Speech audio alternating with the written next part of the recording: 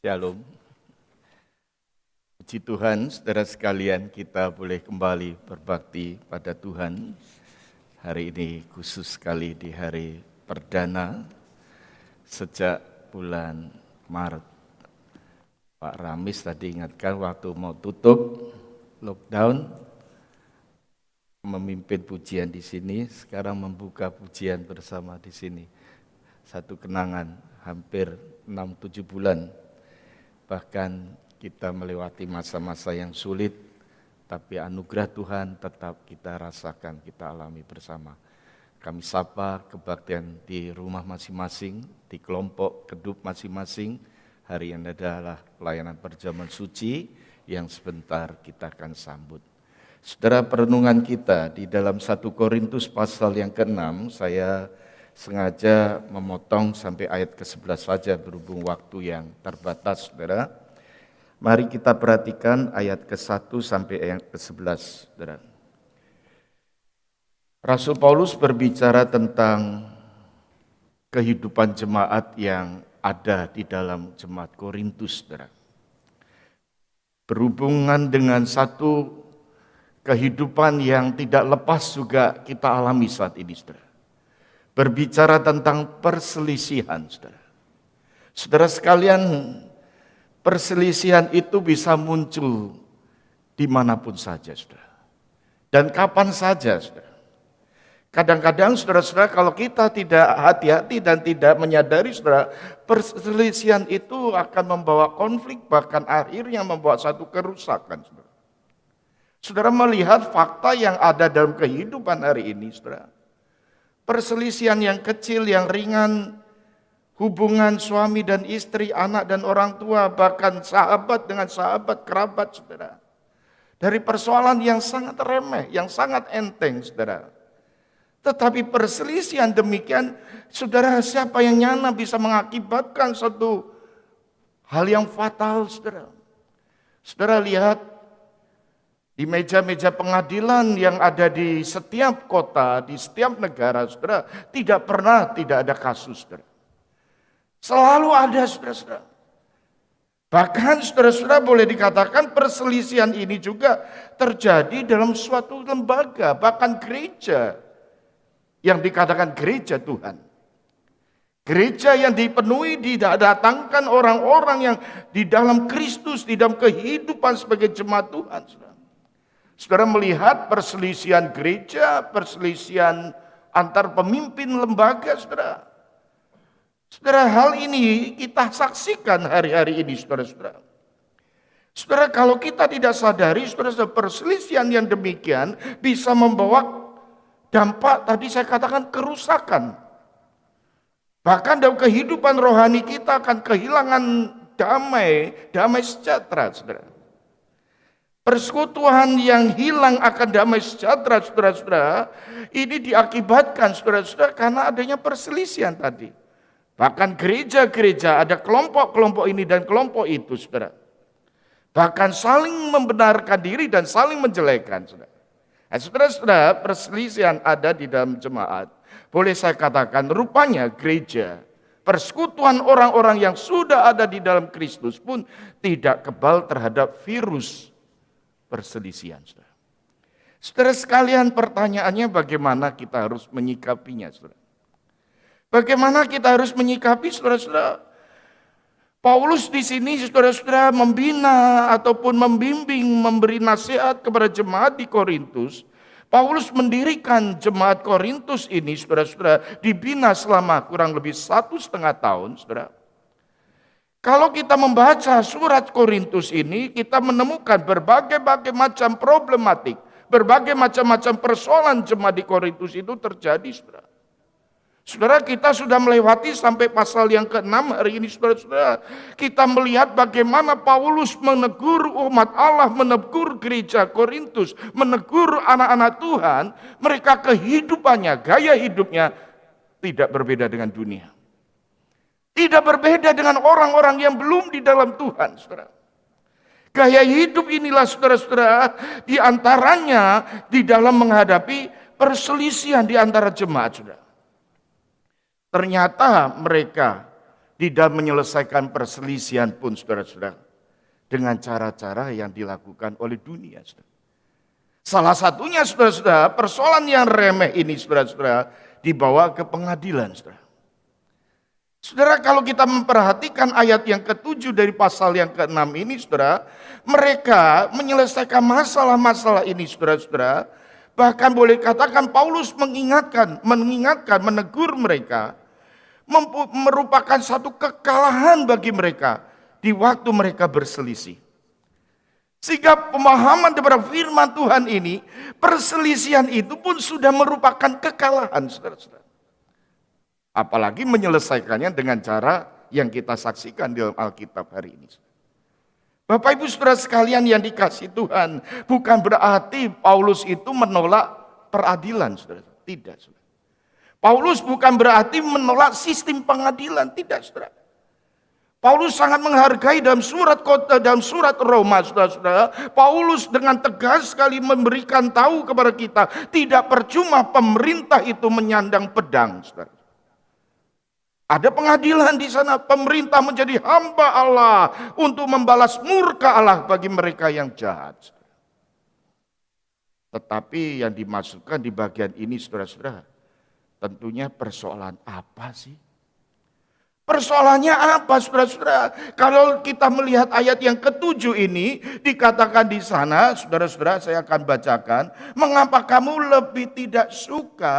tidak lebih suka menderita ketidakadilan? Mengapa kamu tidak lebih suka dirugikan? Bicara tentang kerugian di sini, saudara. Berbicara tentang kerugian, saudara-saudara, ini menunjuk kepada satu masalah keuangan, saudara. Diduga besar oleh penafsir Alkitab, ini masalah harta. Memperebutkan harta, memperebutkan uang, saudara. Saudara, bagi Paulus di sini ini merupakan perkara yang biasa, saudara. Perkara biasa, saudara. Mengapa perkara yang demikian biasa, yang kecil dikatakan dibawa ke pengadilan? Saudara-saudara, Paulus ingin berkata ini bukan penyelesaian yang tepat, saudara. Ini bukan sebuah tindakan yang tepat. Bahkan ini boleh dikatakan sebuah tindakan yang memalukan, saudara-saudara. Ironis sekali saudara-saudara dikatakan di akhir zaman ini orang-orang percaya akan menjadi hakim dikatakan. Menghakimi manusia dan menghakimi malaikat. Tapi di tengah-tengah kehidupan yang sangat remeh seperti ini pun kita tidak bisa menyelesaikan masalah. Ini suatu ironis. Karena pada waktu kita menjadi hakim pada akhir zaman, saudara dan saya akan berurusan dengan perkara-perkara yang sulit, perkara-perkara yang tersembunyi. Mengapa engkau tidak bisa menyelesaikan perkara kecil di tengah saudara kita sendiri? Saudara-saudara, seharusnya problem atau masalah yang terjadi yang dihadapi jemaat ini, saudara boleh dikatakan persoalan yang sehari-hari. Bapak Ibu saudara sekalian, Paulus tidak bermaksud untuk menghina para hakim, saudara-saudara. Tetapi dia ingin menyatakan bahwa kita ini adalah orang Kristen. Kita menjadi orang Kristen yang punya konsep yang baru, menjadi manusia yang baru. Kita ini ada dalam satu kesatuan tubuh Kristus. Saudara-saudara yang dikasihi Tuhan, kalau dunia melihat saudara-saudara apa yang terjadi pada gereja Tuhan, apa yang terjadi pada anak-anak Tuhan, apa yang terjadi pada tubuh Kristus itu, saudara, bukankah ini merupakan satu kekalahan? Kerugian karena ujung-ujungnya bukan Tuhan yang dipermuliakan, saudara. Tetapi justru menjadi satu kerugian karena Injil kehilangan daya tarik. Karena kesaksian anak-anak Tuhan, saudara-saudara, tidak menyaksikan prinsip-prinsip Kristiani, saudara-saudara, untuk menyelesaikan masalah-masalah yang ada. Saudara, masalah itu harus diselesaikan. Yang kedua, saya katakan didasarkan kehendak Tuhan, saudara. Kehendak Allah, saudara. Yesus pernah mengajarkan tentang perselisihan di lingkup kerajaan Allah itu diselesaikan di antara mereka sendiri secara kekeluargaan, saudara. Saudara-saudara, sampai Paulus mengingatkan, masakan di tengah-tengah gereja Tuhan tidak ada orang yang berhikmat lagi yang bisa membantu untuk menyelesaikan masalah-masalah yang kecil itu. Bukankah Tuhan memberikan pemimpin-pemimpin dalam gereja, memberikan penatua orang-orang yang sudah dituakan, saudara? Bukankah Tuhan memberikan gembala-gembala, memberikan anak-anak Tuhan yang sungguh-sungguh mengasihi Tuhan di tengah-tengah dunia, di tengah-tengah pelayanan, bahkan di tengah-tengah kehidupan kita, saudara. Saudara, mari saudara, tetapi mereka orang Korintus itu berusaha dengan upayanya sendiri. Mereka memperjuangkan haknya, saudara-saudara, ingin menyatakan siapakah yang benar, saudara-saudara. Saudara-saudara yang dikasihi Tuhan, kalau boleh dikatakan di sini, saudara-saudara, di dalam kehidupan hari ini kita sedang menghadapi satu realita bahwa kita itu dipanggil menjadi saksi Kristus. Dan sebaliknya, saudara-saudara, janganlah kita menjadi satu batu sandungan di tengah zaman ini. Menjaga kesaksian hidup sebagai umat yang sudah dikuduskan oleh Allah. Ayat yang ke-11 itu dikatakan, saudara-saudara, tetapi kamu telah memberi dirimu disucikan, kamu telah dikuduskan, kamu telah dibenarkan dalam nama Tuhan Yesus Kristus dan dalam nama Roh Allah kita. Saudara yang dikasihi Tuhan, kehidupan zaman ini semakin sulit, saudara. Problematik itu semakin banyak, saudara. Marilah, saudara, kita bisa memahami apa yang Tuhan mau. Kehendak Allah dalam diri kita, saudara-saudara, termasuk mencari keadilan, saudara-saudara, di dalam kehidupan kita. Marilah di dalam kehendak Allah, saudara-saudara. Saudara, siapa yang mau dirugikan? Ada yang berkata demikian. Orang Kristen diperlakukan, dirugikan itu, saudara-saudara, firman Tuhan katakan di sini baik, saudara. Paulus berkata, kenapa kamu tidak suka menderita karena ketidakadilan? Mengapa kamu tidak suka dirugikan padahal kamu boleh mengalami itu? Semua adalah bagian daripada karunia Allah.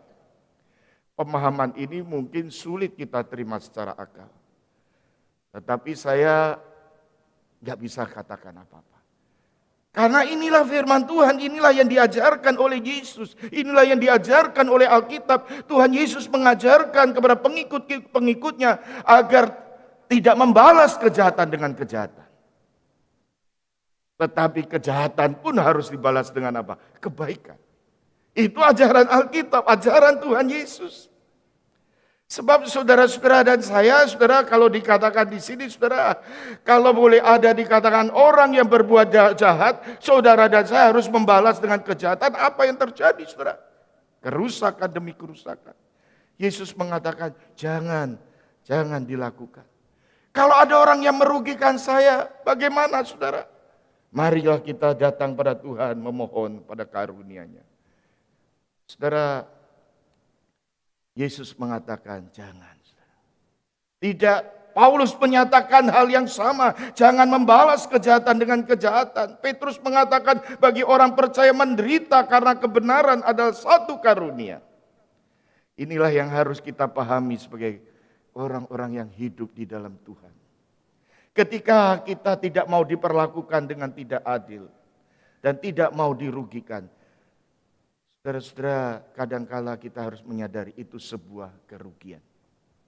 Karena ini adalah kehidupan karunia-karunia Allah di tengah-tengah ironi, di tengah-tengah kontradiksi, di tengah-tengah boleh saya katakan kehidupan yang begitu menggelikan sekali, menggilakan sekali di dunia yang jahat hari ini.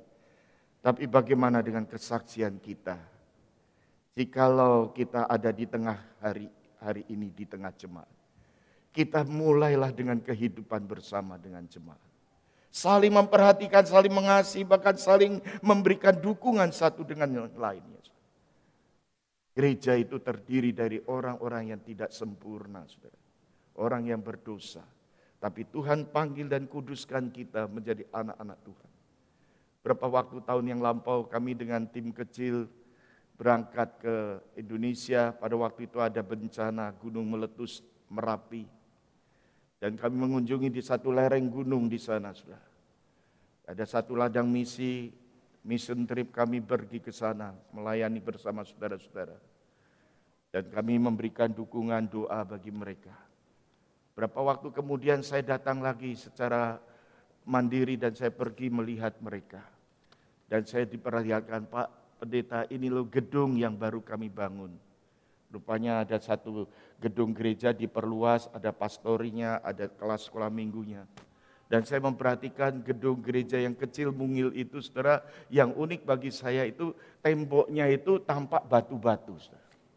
Batu-batu yang kasar, batu-batu yang tidak bentuknya sama, ada yang lancip ke sini, ada yang lancip ke sana. Kasar sekali, tidak ada yang sama, saudara-saudara. Itu tertempel, tersusun dalam dinding rumah ibadah itu, saudara. Dan tidak dipoles dengan semen yang halus, tertera seperti itu. Dan saya membayangkan demikianlah kehidupan gereja. Kehidupan persekutuan orang-orang percaya terdiri dari berbagai susunan batu yang tajam, batu yang tumpul, batu yang tidak sama, tidak simetris, batu yang menonjol ke sana, ada yang menonjol ke sini. Tetapi itu dipersatukan di dalam satu ikatan bangunan, saudara. Kalau kita memandang pada salib Kristus, itulah yang mempersatukan kita. Pada waktu kita mengingat perjamuan kudus, pada waktu kita mengingat memperingati kematian Kristus. Kita mengingat darah yang tertumpah, kita mengingat tubuh yang terpecah. Itulah satu fakta bahwa kita sudah diperdamaikan secara vertikal dengan Allah dan perdamaikan secara horizontal dengan sesama kita. Bapak Ibu Saudara sekalian, kisah kehidupan kita, mari kita warnai dengan kehidupan yang dipenuhi dengan kehendak Allah. Saudara. Bapak Ibu Saudara sekalian, itu ada cerita legenda. Dikatakan ada kakak adik yang sangat dekat sekali, si sulung dan si bungsu ini. Dan waktu ayah dan ibunya meninggal dunia, meninggalkan warisan sebidang tanah yang luas sekali. Sang kakak mempunyai istri dan mempunyai anak-anak. Sang adik belum menikah dan hidup single. Ketika ditinggalkan dengan harta warisan itu dibagi dua. Kemudian pada waktu musim panen tiba, sang kakak mengingat bahwa dia punya adik. Dia ingat kepada adiknya. Ketika dia ingat pada adiknya, ketika dia menuai semua hasil panen itu, dia menyisihkan sedikit bagian untuk adiknya. Karena dia berpikir, adikku dia masih single, banyak teman-teman, dia ingin bersenang-senang, maka disediakan untuk adiknya. Tetapi sang adik juga sedang berpikir, dia hidup single tidak membutuhkan panen yang banyak. Dia ingat kakaknya mempunyai istri dan anak-anak, dia menyisihkan hasil panennya dan dia mau bawa ke rumah sang kakak. Konon ceritanya mereka berdua mempersiapkan diri dalam perjumpaan. Sampai di perbatasan itulah sang kakak bertanya pada sang adik dan adik bertanya kepada kakak. Mau kemana kak? Kakak bilang, kamu mau kemana? Sang kakak berkata, aku membawa ini hasil panen kita. Ladang kita sedang panen. Aku membawa karena engkau masih membutuhkan untuk sahabat-sahabatmu. Sang adik ditanya, kamu mau kemana? Saya mau ke rumah kakak. Saya mau ke rumah kakak untuk memberikan hasil panen kami. Saya tidak perlu banyak. Kakak kan perlu ada anak dan istri. Saudara-saudara, disitulah sang kakak berkata, oh adik, alangkah baiknya. Ladang ini kita satukan. Mari kita garap bersama-sama. Mari kita berbagi sama-sama. Konon ceritanya disitulah berdiri sebuah rumah Allah. Berdiri sebuah bait suci. Bapak Ibu Saudara sekalian yang dikasihi Tuhan, kalau kita menyadari saudara-saudara, inilah yang Tuhan kehendaki, suatu kesatuan umatnya. Allah menghendaki masing-masing umat Allah, masing-masing kita melepaskan ego kita, melepaskan keakuan kita, melepaskan si aku ini saudara. Dan memikirkan persoalan-persoalan yang ada di tengah-tengah kehidupan kita.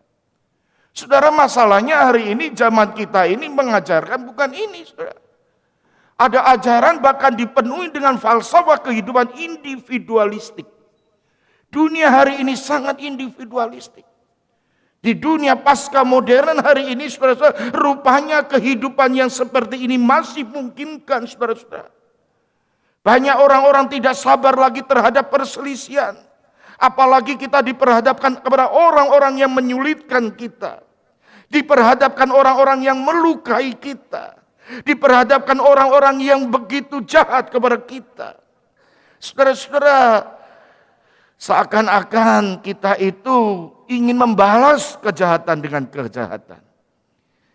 Kalau kita ada dalam keadaan seperti ini, marilah kita ingat. Panggilan kita menjadi saksi Kristus. Bahkan boleh saya katakan yang ketiga, saudara-saudara, hidup kita pun dipanggil untuk mempermuliakan Tuhan.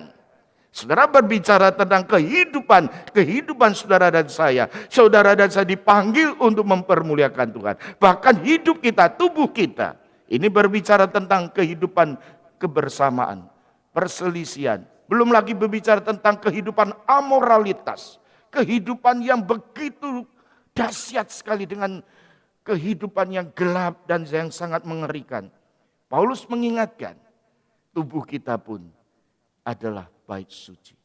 Tubuh kita ada roh Allah, hidup kita ada di dalam Tuhan, mempunyai tujuan, mempunyai satu hakikat, mempunyai satu esensi yang sebetulnya adalah satu hal yang perlu kita pikirkan, yang kita renungkan selalu. Adakah kita boleh menjadi saksi bagi sesama kita? Disitulah saudara-saudara persekutuan dibangunkan, saudara. Kita mengingat pada Yesus Kristus, saudara-saudara. Kita mengingat pada Kristus yang sudah memberikan pengajaran dan teladan. Ketika dia dicaci maki, Yesus tidak membalas. Ketika dia menderita, ketika dia harus menanggung salib, ketika dia harus menanggung satu kepahitan. Bahkan Yesus berkata, ampunilah mereka sebab mereka tidak tahu apa yang mereka perbuat. Saudaraku, persekutuan Kristen kalau dibangun oleh setiap orang yang boleh melepaskan egonya. Ketika melepaskan kedagingannya ini, saudara, dipanggil melepaskan hak kita sekalipun, saudara, menjadi pengikut Kristus. Marilah kita coba. Marilah kita berjuang sesuai dengan ajaran Kristus. Dan saya yakin Kristus akan menolong kita. Tuhan memberkati. Maukah kita berkata, Tuhan, ajar aku untuk belajar merendahkan hati di hadapan. Melepaskan keegosentrikan, melepaskan hati yang penuh kebencian ini, mengampuni orang yang bersalah, bahkan mengasihinya. Jadilah saksi. Tuhan memberkati kita. Amin. Saudara sekalian, kita akan masuk dalam perjamuan kudus saat ini. Sebelumnya saya undang untuk segenap majelis yang bertugas hari ini bisa maju ke depan membantu melayani bersama, dan saudara sekalian yang di rumah siapkanlah cawan dan roti yang saudara persiapkan, dan sebentar ikutilah melalui prosesi liturgi ibadah. Nanti bersama-sama kita makan dan minum bersama dan berdoa bersama. Bagi jemaat yang belum dibaptis dewasa atau CD, saudara sabar menunggu sampai pada waktunya. Tetaplah berdoa, mengambil sikap berdoa. Saya yakin Tuhan juga memberkati kita melalui pelayanan doa dalam permohonan kita. Mari saudara sekalian, saya undang Syanti bisa menyanyikan lagu yang dipersiapkan menjulang nyata atas Bukit Kala.